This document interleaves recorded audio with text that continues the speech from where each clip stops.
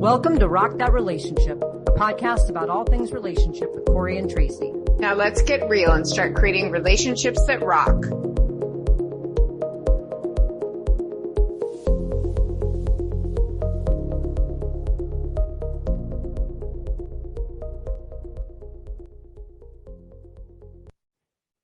Welcome to episode 6 of Rock That Relationship with Corey and Tracy. We're excited today about our next topic in this first season that we have, where we've been really kind of sharing the top lessons that we've learned from our relationships and our breakups. And Tracy and I each shared 4 topics the very first podcast. So definitely check that out to learn more about our whole season. But episode 6 is about letting go, when to stay and when to go. And we're talking about all sorts of relationships. This could be friendships. It could be, even relationships with a sibling or a family member, about saying, you know, when is the point in which you sort of walk away? And at what point do you say, I'm going to invest and stay and try to work this out? But primarily our frame today is going to be talking about, romantic relationships, because that's a lot of times what people are thinking about, when to stay and when to go. So that's our topic for today. And I want to, kind of get us thinking about really your philosophy and talk with Tracy about our philosophies about letting go and breaking up. And I guess the big question, and I'll start with this, Tracy, and get your insight on it, is, are you kind of a one and done person? Like once you break up with someone, you're done. Like there is no reconciliation. There's no going back. Or are you more of a reconciliation? Like we'll break up and we'll see what happens and maybe we'll come back together or maybe we won't. I mean, I know that this is a pretty heated question for some folks and people are really kind of on one side or the other. So where do you land on this question? Well, I land on reconciliation. I mean, I think I will try to the bitter end to be with someone. I mean, yes, there are times when it has to be done, but I'm usually not the person to do that. Now, I used to be the person just, I'm breaking up with you and storming off or something like that, but I never meant it. That's how I am, which I've learned. I don't do that anymore. I didn't do it in my last relationship, but that actually happened to me from that person. And I'm not a one and done. No, my best friend is like that. You break up with her, done. She's not going to talk to you ever again. Like she is over. But no, not me. I think try again, because we are flawed people. You know what I mean? Like everybody has flaws. Life is not easy. It is so hard to get through this life that if you love someone, shouldn't you try? I mean, that's an interesting question. Do you remember the Friends episode with Ross and Rachel about the definition of, we were on a break? Like, what does that mean, right? Are you broken up? Or are you just taking some time apart? What does that even mean? And so some people are saying, when we break up, it's probably temporary. We're probably going to get back together. Whereas other people say, like your friend, like, absolutely not. Like, by the time I've gotten to this point and I've made this decision, there is no turning back. Well, I think that, yes, that friend is gotten to that point because she was with someone who constantly threatened divorce, right? And then she's like, you bring it up, I'm done, because she's been burned. And I know that Ross and Rachel story well because that happened to me. So when I was in law school, I apparently became boring because all I did was study. And so my girlfriend at the time was like, you're so boring. You're not as fun as you used to be. And I was going away for an internship in Cambodia. And I was like, okay, fine. You think you can find someone more fun than me? Go ahead. Did I mean it? No, I regretted saying that. But her friends basically pimped her out over the summer. She had a relationship and, we stayed together after that. They happen to be married now because a lot of other things happened in the in-between. But I was pissed at first, right? Initially, I was really mad. And then I was like, I'm the one who said that. I said, go ahead and find someone else. And so it became a matter of were we broken up? Was this a Ross and Rachel thing? And when you're broken up, do you have the right to go out and date other people, or should you? I mean, those are all that could be a whole podcast. I think we should do a whole series this season on just the issues attendant to breakups, right? But I'm never going to be that one and done. I am not that person. I don't care. I don't get embarrassed by what other people think of me or, oh my God, look at her messy life or whatever. I don't care, because what I live for is love. And I think you have to put your all into that. Well, that's interesting because for me, I'm more of a one and done. Now, I had one relationship more recently where we broke up and we got back together a couple of times. And I have learned my lesson that there was a reason we broke up the first time. And it went south the other times we tried to reconcile. So I don't want to say that I will never reconcile after a breakup, but I'm going to say I'm pretty certain that by the time I've gotten to the point at which I want to break up with someone, I'm going to be, I'm going to trust that I made that decision based on something that was really important, and not to go back to that relationship unless something substantially changed. But, so I kind of land more on the one and done side, as my philosophy, but either way, whether you're going into it with a one and done or you're going into it with this idea that maybe this is temporary and we're going to get back together, the decision in our heads, right, to get to that point is meandering. It's difficult. It's complex. Right. There's all sorts of things. And so some people say, well, it's very clear to me. Like there are hard red lines. There are things that I'll say, if this happens, we are breaking up, not negotiable, not talking about it, not going to therapy. And some people talk about those red lines being cheating or lying or addiction or gambling or abuse or any number of those things. And, absolutely everybody has their own red lines. And for some people, that's the one and done. Like, absolutely not. I will not put up with cheating or whatever that may be. Do you have other, red, I mean, those are some of the most common red lines. Do you have any hard red lines? Like what would it take for you to say, I am one and done?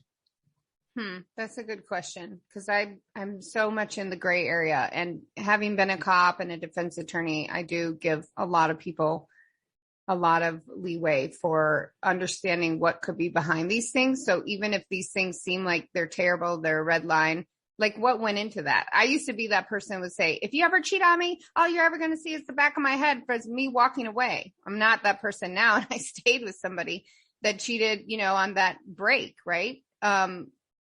That I used to think that was a red line for me. But then if you look at it and you say, okay, well, what went into this situation? Well, I said something obnoxious. I mean, Corey, I'm a child of the 80s. I like those, I like the guy I don't date dudes, but it was John Cusack at the time. I want that person to show up with the boombox and say, this can work. I love you. I'm sorry. I made this mistake. Like, I'm very forgiving. I mean, people think, oh, I can be a little cranky at times in a relationship, but I will literally go to the end of the earth to make something work. So I wouldn't even say at my age, like my best friend, the one I was just talking about, she now has a lot of red lines and she is done.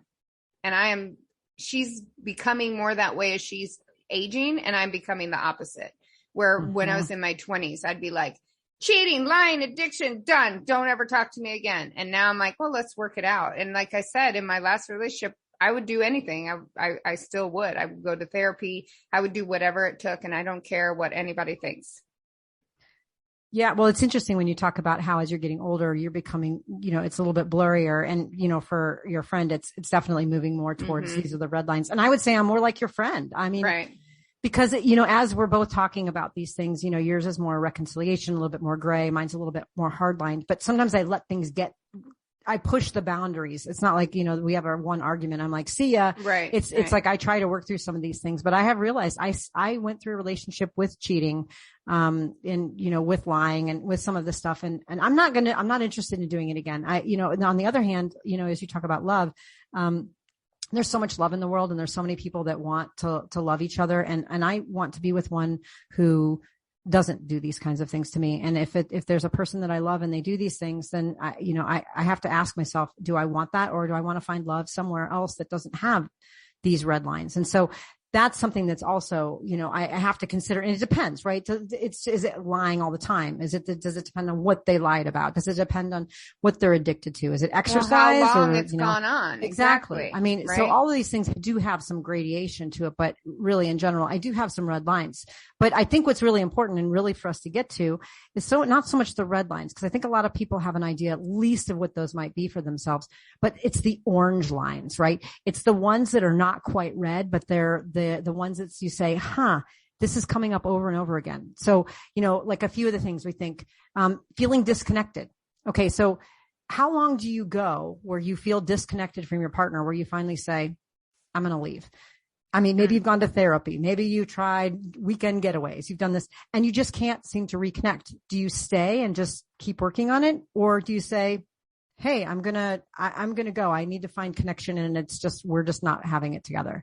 Well, I think it matters so much if you did the work? Like, have you put in the work? Is the other person not putting in the work, and is there a reason for that? And what can you personally tolerate? Like, I guess you have to decide, am I happy or am I not happy? Do I see a light at the end of this tunnel? Is this, a short blip in a long marriage or a long relationship? Or is this something that is more pattern, this person's in this pattern, right? And this is kind of the way they're going to be, and that they don't show any desire to change or growth. And, again, we've talked about that growth mindset before, and it's like, well, what are they trying to change? I give a lot of credit for trying, because guess what? I asked for that from other people. I needed people to be understanding of me when I was trying. Like, I didn't always do the right thing. I didn't know what to do. And I've been with people that are more like you, that hard or, like they're done. Right. And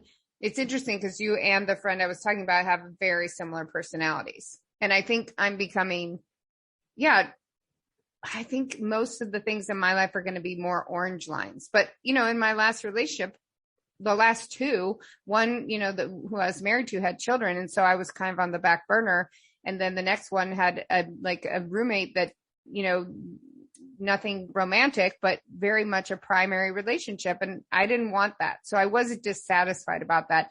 But I expressed that several times. Like, I don't want to be on the back burner. I want to be the front burner. I'm in my 50s. Like, I don't want to be second to anything or anyone. Like, I can have all my activities I like to do, playing pickleball, hiking, doing all those things, and still put my partner on the front burner. Well, I mean, that's a good point, right? That might not be an orange line for someone else, but it's an orange line for you. And you had a situation where you didn't have what you want. You weren't prioritizing the way that you wanted. And so over time, that can just wear on the relationship. I mean, some people have a different tolerance. Like, I have a couple friends that constantly argue, like yelling and screaming at each other. I have not really been in a relationship like that. I mean, a little bit towards the end with my most recent partner, but nothing that was like, throwing pots and pans at each other's head kind of thing. And right. But some people, they're fine with that, because then they make up and they're fine, and they only do that every once in a while. And that's not an orange line. For me, I'm not an arguer. I'm not a conflict person. I don't like that. I don't want to be in an environment where I'm constantly doing that. I don't want to be isolated. I don't want to be neglected. I don't want to be nesting so much that I don't see my friends. There's some things where I can pick up for me that those are orange lines. And I think everybody should sit down and really identify, what are those orange lines? Those things that just, in isolation, don't make you completely unhappy or aren't an indicator that the relationship is somehow, needs work. But over time, like as you're talking about being prioritized, over time, that stuff wears on you, and you say, I want this though, and I'm not getting it. Do I want to keep staying? So I would encourage our listeners to sit down and say, what are your red lines? And what does that look like? But really, what are your orange lines? Mm-hmm. I think the orange ones really need the attention, right? To sit down together with that person and say, these are things that will make, if we can fix these things, it will make this relationship so much more satisfying, and the reality is, you find somebody, you say there's so much love in the world. True, there is. And I love to connect with people. I mean, as I like to go out and meet a ton of people, but I think that love, that true love, is rare, and it's very hard to find. And if you find it, you need to put the effort in. Yeah. Yeah. And I mean, and that's definitely when we go back to this idea, right? What is your underlying philosophy? My philosophy is that love is all around us. And so, I feel like I can maybe find that connection with various people, and I want to find someone who's healthy and, for me, right. Or aligned with me, in order to do that. But I also know there's other things that, even if I found the greatest love on earth, there's things that just make it difficult to stay, right? If you want different things. I mean, we've seen this before, one partner wants kids and the other one doesn't. One partner wants to live here and the other one wants to live there. One partner wants their mother to move in and the other one doesn't. I mean, the list goes on. At what point in time are those reconcilable?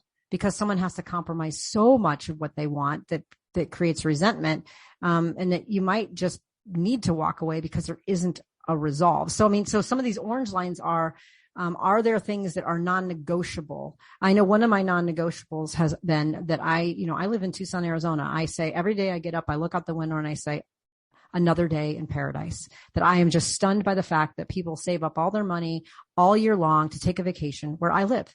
So I don't have any interest in living somewhere else at this point. Maybe I will in the future, but I can't possibly imagine it. Well, and you've done it in the past, right? I mean, and that's the thing, you've tried it. And I think that you've tried it. And also, if you're looking at these orange lines, these are the kind of things I think to talk about either with friends or with a therapist, like to really figure them out. Because if they're going to make you unhappy in a relationship, then you need to figure out, like, are they orange lines? Are they red lines? And how much is it really, how much are these things affecting your happiness? I mean, do we live just to be happy? I think that's an existential question we need to answer. Like, are you living to be happy? Do you need to be happy all the time?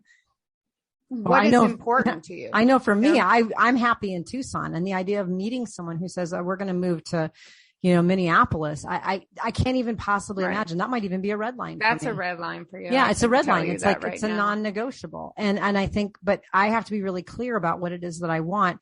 And then, as we talked about in our previous episode was, the 8 dates. Like, what are those things? Like, talking about your red lines and your orange lines early on is something that's really, really important.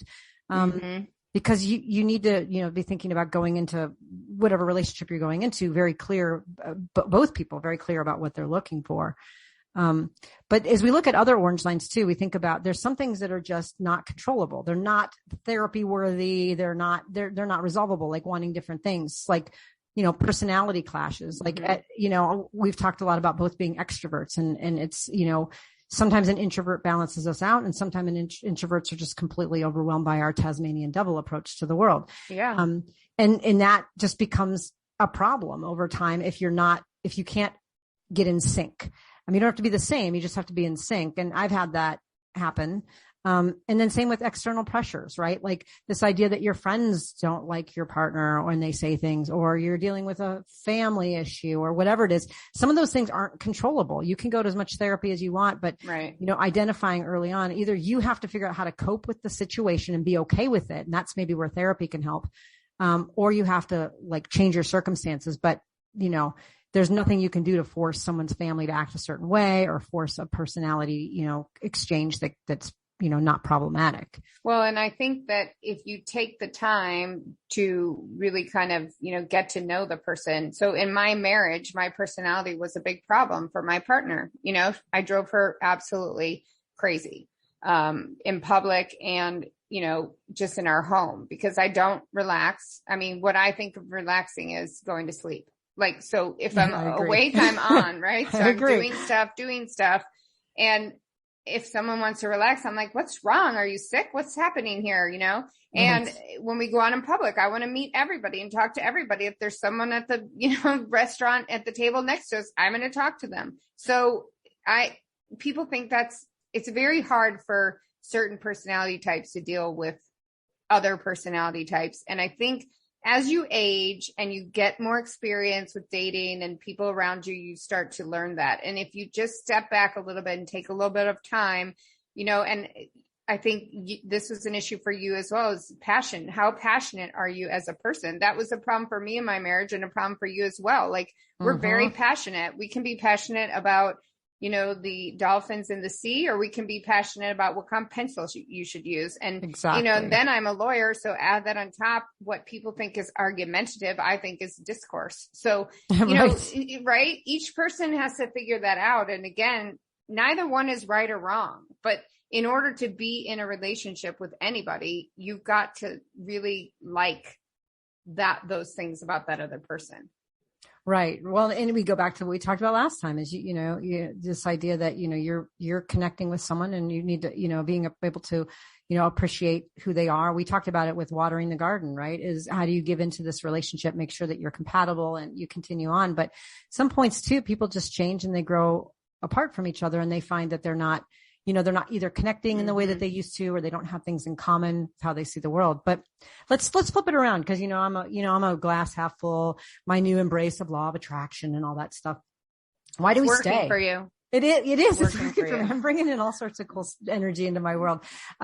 So, why do we stay? What is it that causes us to not either one and done it or, go on the Ross and Rachel break? Love, Corey, love. I know. That's why we stay. What other reason would there be to stay? Oh, hopeless romantic. No, it's funny though. I think this is about our personalities.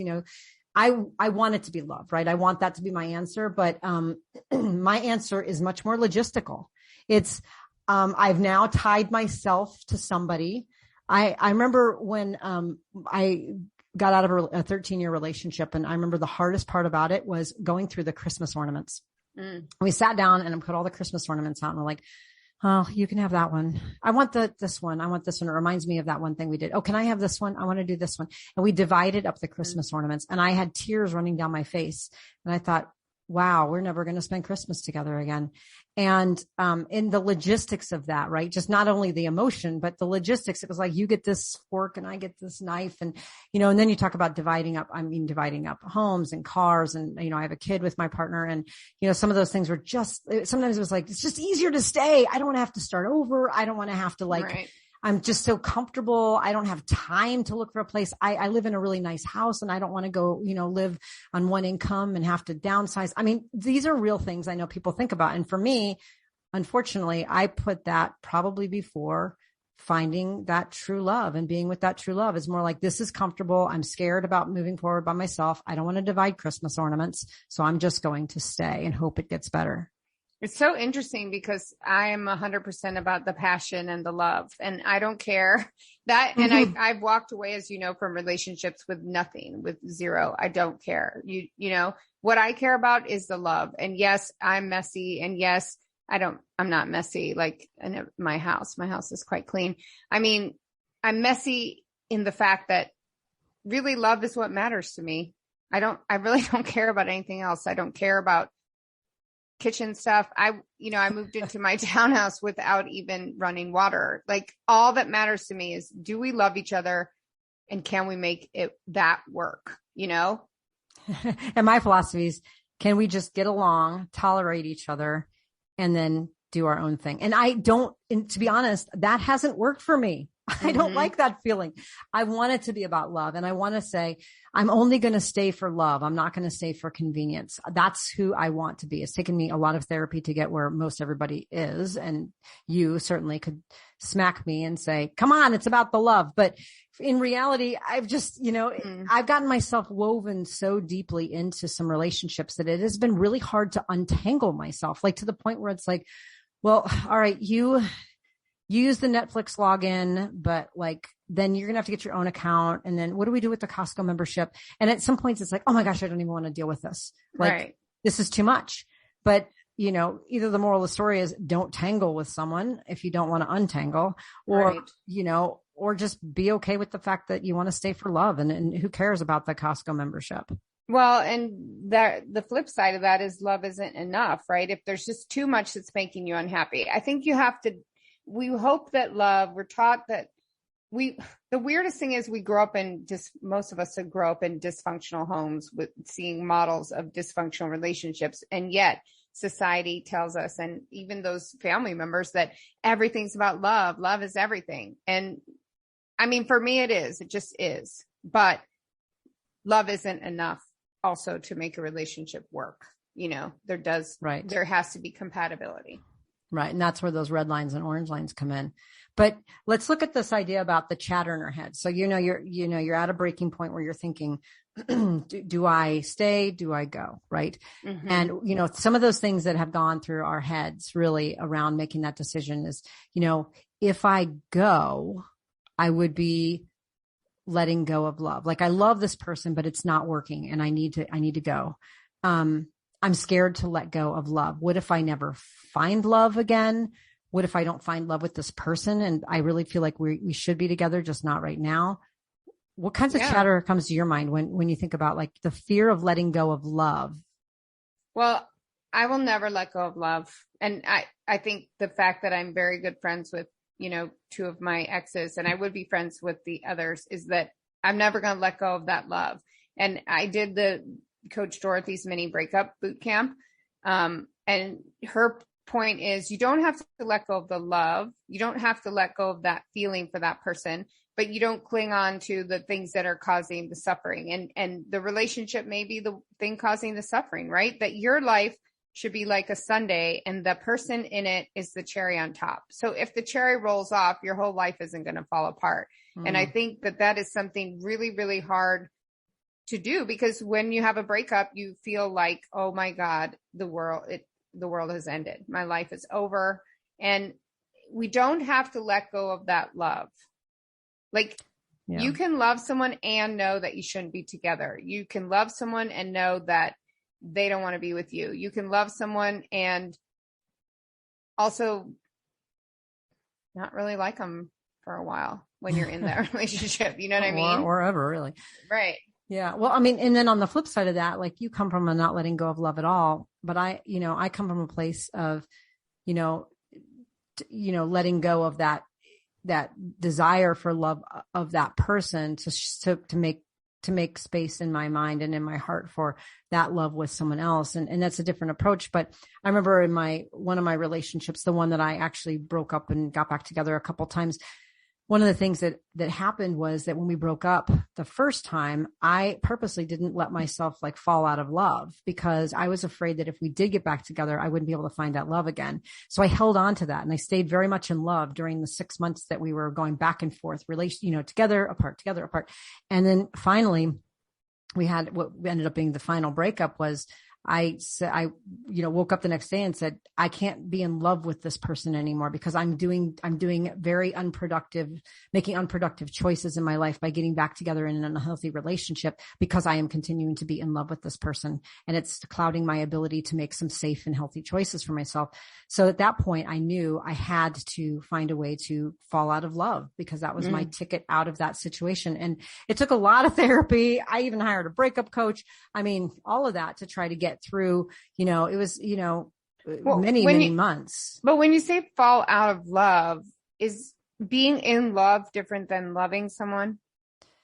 I mean, yes, I think so, but I also didn't really want to love this person, because I didn't really want to worry about the decisions they were making. I didn't want to have that kind of connection in my life anymore. I wanted to move away from that and take some space, and maybe later on down the road, there'll be a place for that. But and there doesn't have to be. And I think it depends on what's happened. If some terrible things happened, right? You don't have to have love for that person. I guess I do have a little bit more of a Buddhist approach.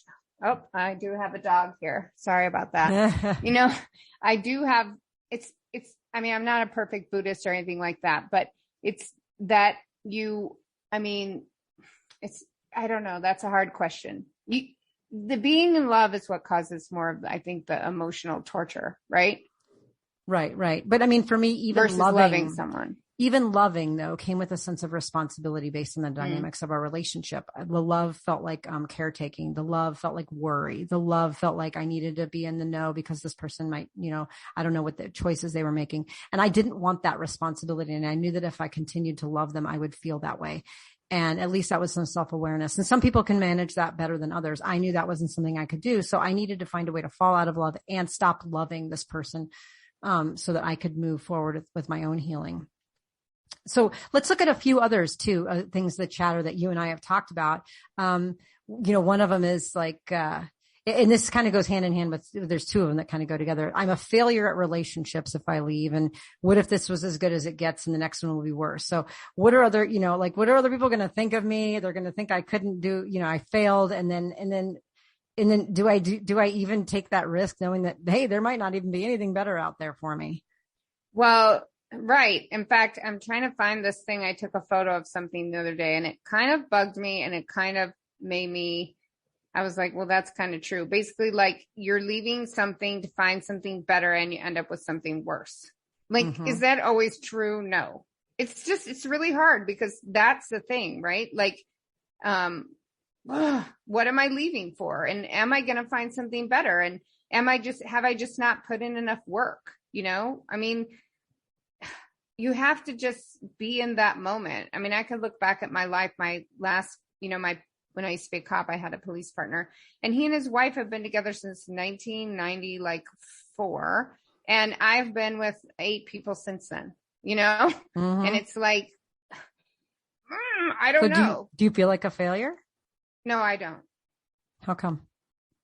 Because I feel like I have so many, I could have acted better. Okay. But that doesn't make me a failure because I'm learning from each thing. And I was damaged as a human from my childhood. So part of it isn't my fault. And part of it is that I need to learn from these things. But what does it mean to be a failure? If I'm best friends with the person I was with for 8 years and I'm really, really good friends and a really good support, and she's the support to me of another person I was with for 5 years, how could I ever view that as a failure? And what does that mean? I mean, right. Well, I mean, it could be a failure during the relationship, but one of the things I've struggled with is, am I a failure at picking the wrong person from the beginning? But who told you we have to be with, here's the thing, right? That viewing it as a failure is that, oh, you had to be with the one person since, you were 22, because the generation prior to ours, and the generation before that, that's how it was. But a lot of that was because women didn't have a choice, right? They didn't have a choice to leave or stay. And I think that's putting too much societal pressure on a very individual decision. It's a failure to me if you don't do the work and you don't try. If I just didn't try, if I didn't put my all into it, then I would think I was a failure. Okay, that makes sense. I mean, I don't think I'm a failure at the relationships. I think I've learned at them, learn from them and become better at them. But I have had to question myself about my ability to select a potential partner based on compatibility when I've literally gone into relationships where people have already had red flags and crossed red lines, those red lines in the first week. And I'm like, let's just keep working at it. And then I find myself years down the road in a little bit too deep of a quicksand. And then I think, oh, did I fail myself by allowing myself to continue in a relationship that I knew from the get-go was not really where I wanted to be? And so, and then, and I'm not really concerned about what other people think I'm a failure. We've talked about that kind of thing before, about the social shame. And so I don't worry about that. I think about myself, like, what was I thinking when I went into this relationship and let it get to the point where it, I knew that it was past its prime. Yeah. And I think that's different for each relationship that you've been in. Right. And you have to look at well, why did I ignore those things? Maybe you moved too quickly, right? Each time we get into a relationship, it's different. And I think we expect it to be the same, that we're going to be the same, that the relationship's going to be the same, or, oh, we're getting in a new one, it'll be better. But we don't put in that intentional work. This is the quote I was looking for, and I don't really agree with it. But then it says most people mess up something good by looking for something better to end up with something worse. I only agree with that when someone has broken up with me, which has only happened twice in my life. But can you just put the work in? I mean, there are things, mental illness and other things that prevent that work from being done. But I feel like if you're saying what you just said, you're kind of judging yourself way too harshly. Well, I mean, it's hard because hindsight's always 20/20, right? Because if I had taken a chance early on, even though there were red lines and I'm like, well, we can work through them, and we did, then I wouldn't be having this conversation. It's the fact that we didn't. But, I think what you're talking about with that quote is also really different. That's nothing I've ever experienced, which is that kind of you're with somebody, but you're looking over your shoulder for someone better. That's never been chatter in my head that there's something better out there, but it has been. I can see how people can be pressured by this idea of well, it's not as bad as so-and-so and so-and-so, what they do in their relationship. And then you're like, okay, I guess I'll stay. And so we create this kind of barometer for, it's not much better out there, so I'm going to stay in this thing that might not be a good place to stay, but it's a real convincing argument. Yes, it's so hard. I have a friend going through something that when she first met this person, that person seemed really great and perfect, right? But now that all of the actual pressures of real life are coming to bear, it's really frustrating her the way she's being treated by that other person. And you can meet a person. Let's say we meet at a park and we're like, oh my God, it's so pretty out today and you're so nice and this is so great. But then you go back to the life of your job, your family, your personal issues. And we don't live in a vacuum, right? And so to say that I just feel like that's being too harsh. Relationships are hard. There are those people who manage to maintain them for 20, 30 years, and kudos to them. I have not been one of those people, but I also don't see it as a failure. You know, I'm really sad that a bunch of my friends are retiring from the police department with big fat pensions, and I really don't have that. But I've also done a ton of things that they've never done. You know, I've lived all over the country. I've worked all over the world. I've worked on Everest, things that would not have happened had I stayed in that job. Right. So am I a failure because I don't have that pension? Well, on days when my water heater breaks, I think, yes, I am. But then when I think, oh my gosh, I have friends all over the world. I mean, how many people get to work on Everest, right? It would not have happened had I kept that job. And as my friend points out, well, you could have been killed. We don't even know what would happen. And you just don't know. It's like, why do you get in a relationship in the first place, right? Right. Well, I mean, the societal expectation is that you pick one person and you stay with them forever. But I mean, there is this little, you know, kind of little cliche saying of a reason, a season, and a lifetime. Mm-hmm. And not everybody is supposed to come into our lives for a lifetime. You can look at some friends that you think, you know, I have some friends that I'm like, wow, I can't believe I still keep in touch with them. That's pretty cool. They weren't like my best friend at the time, but wow, I've really sustained a friendship. And then someone who I thought I couldn't live without them as a friend or, you know, a partner, all of a sudden it's like, oh, I haven't talked to them in years. And so part of that too is that just understanding that every relationship isn't designed to do that. And it isn't a failure.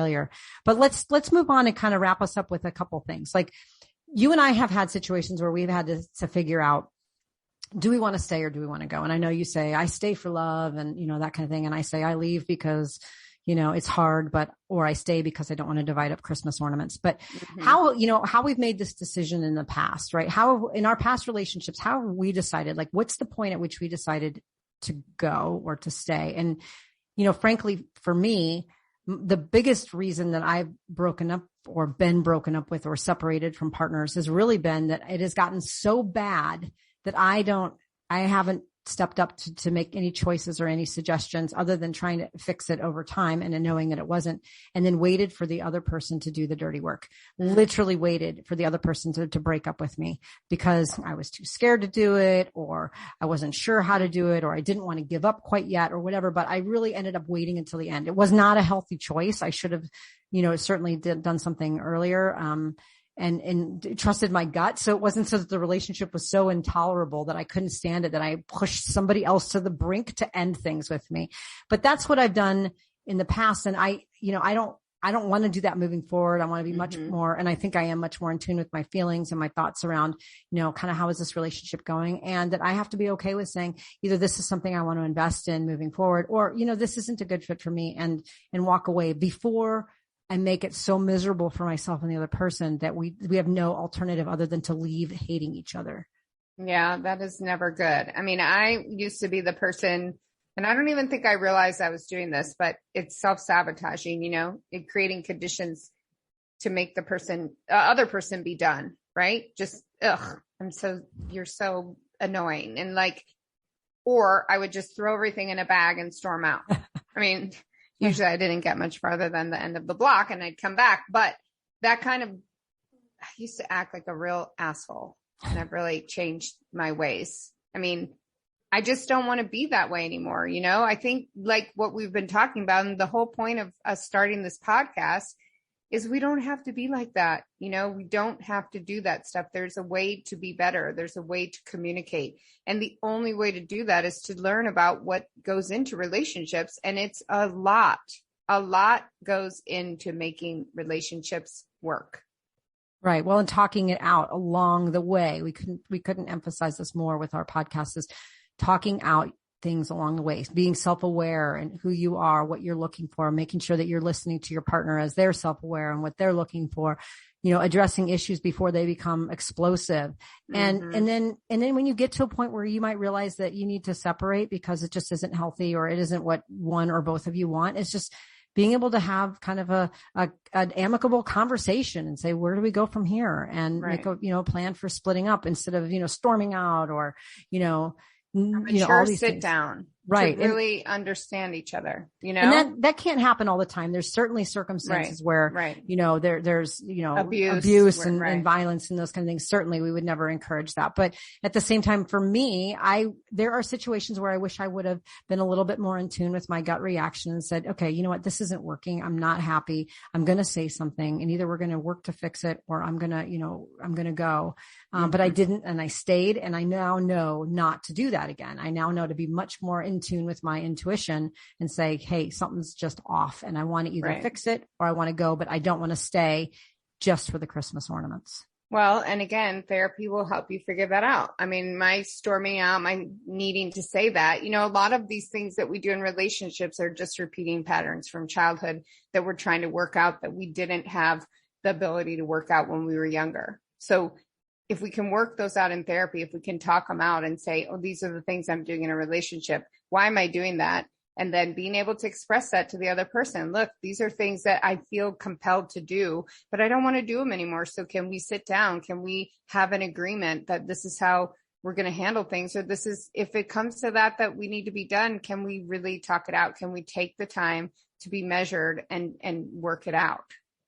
Exactly. Well, as always, we, you know, probably created more questions than answers. And certainly, you know, continue to share about the missteps and things that we've had that, you know, I'm not ungrateful for. I'm happy that I've had some learning, but I do know that going into future relationships, I'm certainly going to take that learning with me and move forward. But, you know, this really ties into what our next episode is going to be, is about, you know, not trying to fix or change other people, not having them fix or change you, and just kind of realizing this is who I am. This is my whole self that I'm bringing into this relationship. And how do we, you know, kind of reconcile that pressure to, you know, kind of say, hey, this is what I want from the relationship. And I want you personally, your personality. I want your behaviors to change. Mm-hmm. Where is the line on that? What can we ask? What can we accept? And then how are we open to other people doing that with us? And so we're going to talk about fixing and changing others and kind of what to think about with that. So thank you so much for listening. And we look forward to having you tune in for our next podcast. And in the meantime, go out there and rock those relationships.